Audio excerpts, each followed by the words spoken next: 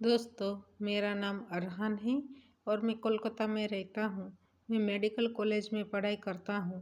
मैं एक किराए के मकान में रहता हूँ। मेरे मकान मालिक का 2 महीने पहले ही देहांत हो चुका है। मैंने जब उनके मकान के बारे में पूछा था, तब आंटी ने मुझे रेंट के बारे में बताया था और मुझे मकान की चाबी दे दी थी। मैं अपना पूरा सामान लेकर वहाँ रहने के लिए चला गया। आंटी का लड़का विदेश में रहता था और वह साल में एक बार ही आता था।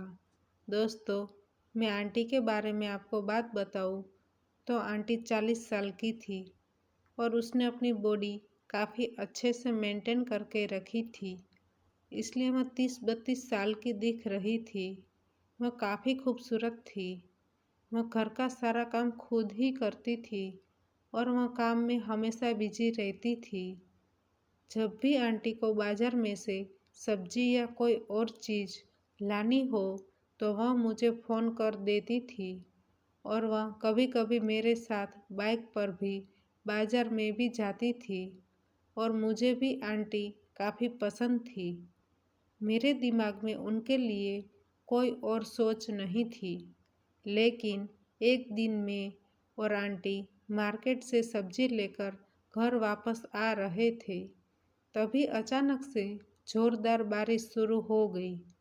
मैंने एक पेड़ के नीचे अपनी बाइक को रोका।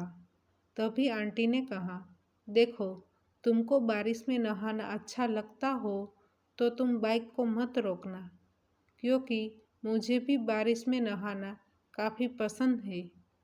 उसकी बात सुनकर मैंने बाइक फिर से रास्ते पर ली। फिर हम दोनों नहाते नहाते घर पहुंच गए। फिर आंटी ने कहा, तुम पूरा भीग चुके हो, इसलिए तुम अंदर आओ। मैं अंदर गया तो आंटी ने मुझे कपड़े और टॉवल दिया। जब मैं मना करने लगा तब आंटी ने कहा, वॉशरूम में जाकर कपड़े चेंज कर लो।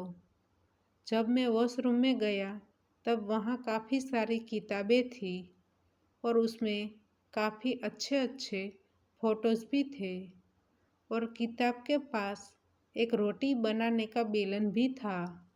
मैं उसको देखने लगा और मेरे दिमाग में कुछ अलग अलग ख्याल आ रहे थे। फिर मैंने भी पानी खाली कर दिया। तभी बाहर से आंटी की आवाज़ आई, बेटा, क्या हुआ?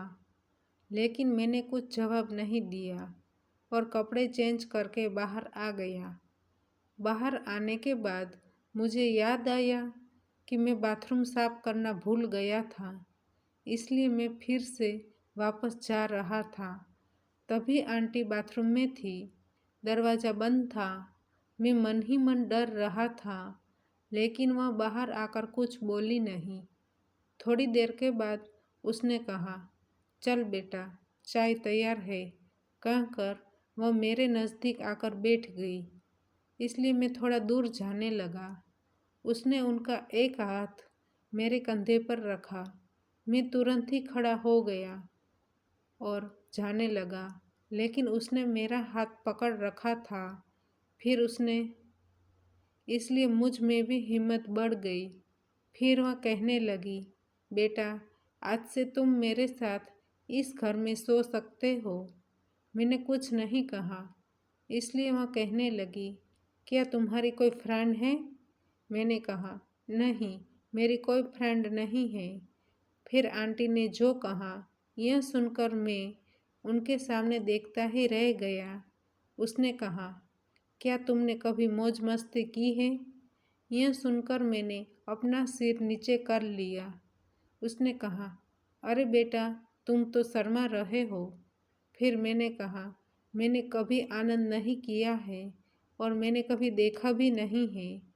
फिर वह कुछ नहीं बोली।